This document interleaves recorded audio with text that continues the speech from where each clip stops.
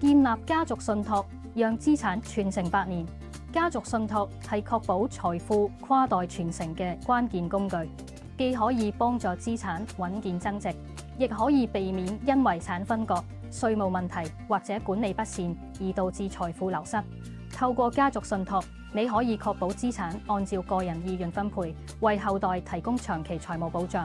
建立家族信託嘅第一步係確定目標同受益人，無論係傳承俾下一代、慈善機構或者根據特定條件分配，都可以靈活規劃。同時，信託仲可以隔離外部風險，避免繼承時嘅法律糾紛，確保財富穩定傳承。選擇合適嘅信託管理人至關重要，佢哋將會負責管理同分配資產。所以，一位經驗豐富、值得信賴嘅專業人士或者機構可以確保信託順利運作。家族信託唔單止保護財富，仲可以幫助家族成員學習管理資產。信託資金可以用於教育、創業、醫療等，確保家族財富可以持續傳承下去。